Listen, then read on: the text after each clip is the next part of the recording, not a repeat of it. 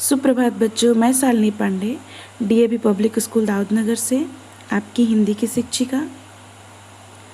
आज हम लोग आपकी पाठ्य पुस्तक भाषा माधुरी से पाठ 3 हाथी और चिड़िया यह कहानी पढ़ेंगे। तो आइए हम लोग इस कहानी को पढ़ते हैं। एक हाथी और एक चिड़िया में झगड़ा हो गया। हुआ यूं कि एक दिन चिड़िया अपने लिए एक नया घोंसला बना रही थी। यहाँ वहाँ से तिनके इकट्ठे कर रही थी।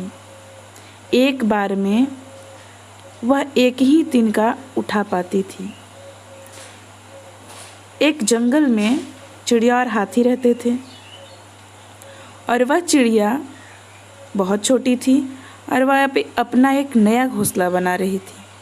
वह इधर उधर जंगल से घूम घूम करके पत्ते और तिनके लाकर अपना घोंसला बनाती। उसे बार बार यह देखकर हाथी को हंसी आ गई।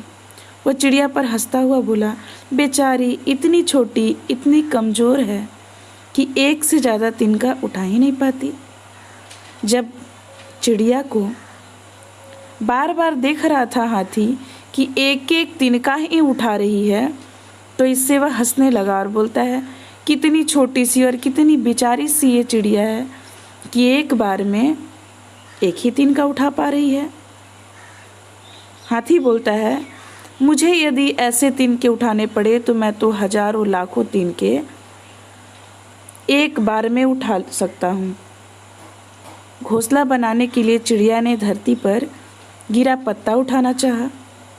पत्ता कुछ बड़ा था, उससे उठ नहीं रहा था।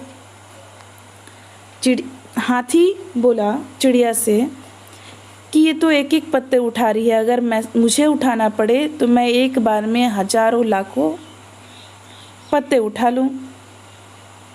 चिड़िया जमीन पर एक पत्ते को बार बार उठा रही थी। वह पत्ता कुछ बड़ा था, लेकिन वह उससे उठ नहीं पा रहा था। बार बार उसके मुंह से वह पत्ता गिर जा रहा था। यह देखकर तो हाथी को खूब हंसी आई और हंसते हंसते बोला, कुदरत ने तुम्हें बनाने में खूब कंजूसी दिखाई है। एक पत्ता तक तुमसे नहीं उठ पाता। मैं चाहूँ तो इस पूरे पेड़ को उखाड़कर उठा सकता हूँ। क्या तुम ऐसा कर सकती हो? चिड़िया का बार बार वह प्रयास असफल होने के कारण हाथी देख करके उसे हंसते हुए फिर बोलता है कि भगवान ने भी तुम्हें क्या कंजूसी से बनाया है। तुम्हें इतना छोटा बना दिया कि तुमसे एक पत्ता भी नहीं उठ पाता। और अगर मुझे उठाना रहे तो मैं इस पेड़ को ही उखाड़ करके फेंक सकता हूँ। क्या तुम ऐसा कर सकती हो? चिड़िया ने बहुत समझदारी से उसका जवाब दिया, मैं ऐसा क्यों करूँगी?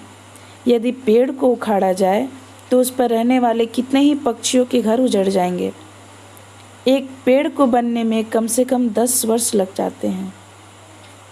चिड़िया बोलती है कि मैं ऐसा क्यों करूँगी? उस पेड़ पे कितने पक्षियों का घर है, और अगर वह पेड़ उखाड़ा जाए तो पक्षियों के घर उजड़ जाएंगे। मैं ऐसा नहीं कर सकती। हाथी को गुस्सा आ गया। वह बोला, चिड़िया की बच्ची, तुम बहुत ज़्यादा चींची करती हो। तुम तिनके और पत्ता उठाकर मेरे सामने अपनी ताकत दिखाई है, मैं भी ताकत दिखाऊंगा। हाथी चिड़िया पे गुस्सा होकर के बोलता है कि रुको रुको, मैं अभी तुम्हें अपना ताकत दिखाता हूँ। यह कहकर हाथी ने एक पेड़ के तने पर अपनी सूंड लपेटी और उसे उखाड़ने लगा।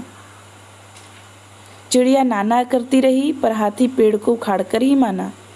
चिड़िया के बार बार मना करने पर भी वह हाथी नहीं माना और अपने सूंड में पेड़ को लपेटकर पेड़ उखाड़कर फेंक दिया।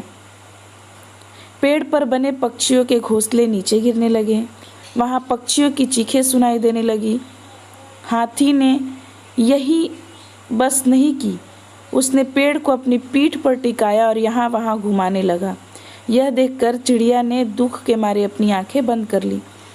वह चिड़िया देख रही थी कि उस पेड़ पर जितने भी पक्षी के घोंसले थे सब उजड़ गए, सब गिर रहे हैं।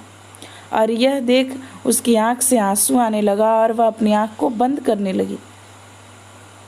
वहाँ पर एक आदमी भी था। आदमी ने अपनी आंखें बंद नहीं की थी।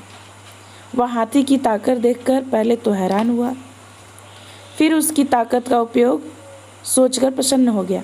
उस जंगल में यह सारी घटना को एक आदमी भी देख रहा था, लेकिन वह हाथी की ताकत को देखकर प्रसन्न होकर चुपचाप देखते रहा और वह मन में यही सोचा कि यह हाथी हमारे काम जरूर आएगा।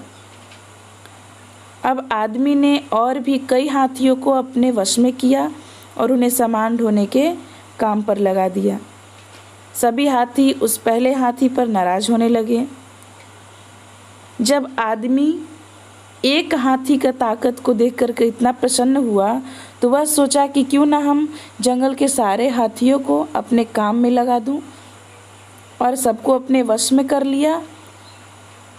तभी सारे जंगल के हाथी वह पहले जंगल के हाथी से नाराज हो गए कि उसी के कारण आज हम लोग भी इस मुसीबत में पड़ गए। और यह सब देख करके वो जो पहला हाथी था वो भी अफसोस करता है कि काश मैं यह नहीं करता। इस कहानी का अभिप्राय या इस कहानी से हमें शिक्षा यह मिलती है कि कभी कभी हमें छोटे को भी बात मानना चाहिए। यहाँ पे छोटी सी चिड़िया का हाथी ने उपहास किया, उसका मजाक उड़ाया और अंत में हाथी खुद ही अपने आप अपने पैर पर कुल्हाड़ी मारकर एक आदमी का गुलाम बनकर रह गया। इसलिए हमें कभी भी किसी का मजाक नहीं उड़ाना चाहिए। इस कहानी के लेखक है गोविंद शर्मा। तो बच्चों, मैं आशा करती हूँ आपको यह पाठ ज़रूर समझ में आया हो। और आज का आपका गृह कार्य यही है कि आप घर पे इस कहानी को बार बार पढ़ें और समझें। आज के लिए सिर्फ इतना ही।